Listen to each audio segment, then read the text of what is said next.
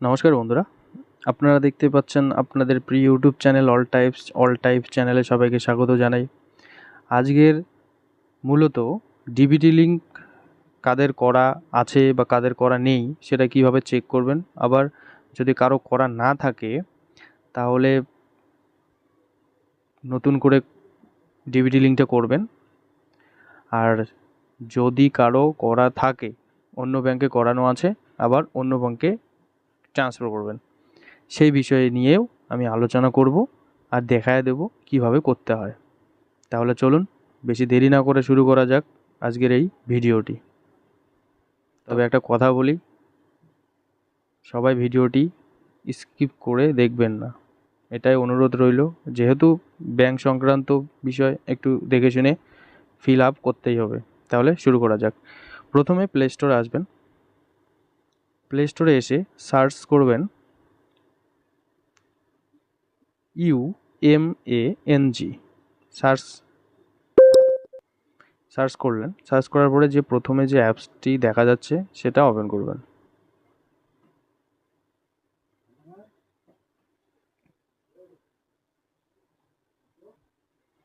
তারপর next get start. তারপর এখানে মোবাইল নাম্বার দিয়ে লগ ইন করবেন। আমি দেখাই দিচ্ছি লগ ইনটা। এখানে আবার এমপিন দিতে লাগবে। এমপিন যেরকম যে কোনো 6টা এমপিন সাজায় রাখবেন।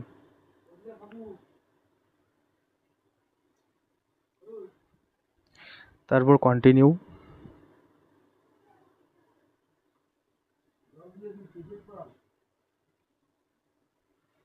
তারপর উপরে যে প্রোফাইল চিহ্ন আছে সেখানে ক্লিক করবেন। ক্লিক করার পর আমার অলরেডি লগ ইন আমি করে রেখেছি, তাই আমার এখানে লেখাটা আসছে না। এখানে লেখা থাকবে রেজিস্টার, সেই রেজিস্টার করে তারপর লগ ইন করতে হবে। লগ ইন করার পরে এখানে যে নিচে সার্ভিস লেখা আছে সেই সার্ভিসটাই প্রেস করবেন। তারপরে এখানে উপরে সার্চ অপশনে সার্চ করবেন NPCCI। সার্চ করার ওখানে লিখলেই চলে আসবে আদার সেটিং। এই আদার সেটিংয়ে ক্লিক করবেন। তারপর অন্য একটা পেজে নিয়ে যাবে, NPCI-এর ওয়েবসাইটে, অফিসিয়াল ওয়েবসাইটে নিয়ে যাবে।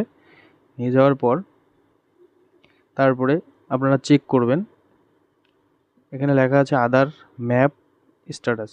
এখানে ক্লিক করলে এখানে আধার কার্ড দিতে হবে চেক করার জন্য যে আধার ডিবিটি লিঙ্ক আছে কি নেই, বা কোন ব্যাংকে করানো আছে, আপনারা কোন ব্যাংকে করবেন।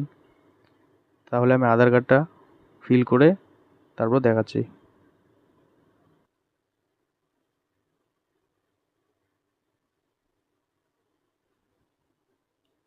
তারপর ক্যাপচা দিয়ে দেবেন।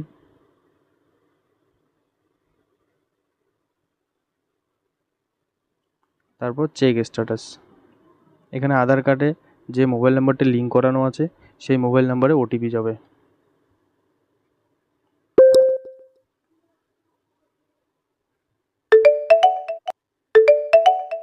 ওটিপিটা ফিল করার পর কনফার্ম বোতামে টিপ। তারপরে লেখা আসবে যে এই এই অ্যাকাউন্টে ডিবিটি লিঙ্ক করা আছে। এখন এই অ্যাকাউন্ট যদি না রাখতে চান তাহলে উপরে যে অপশন আছে আদার সিডিং, এই অপশনে ক্লিক করতে হবে। ক্লিক করার পর এখানে আধার কার্ড টিপবেন, আধার কার্ডের নাম্বারটা,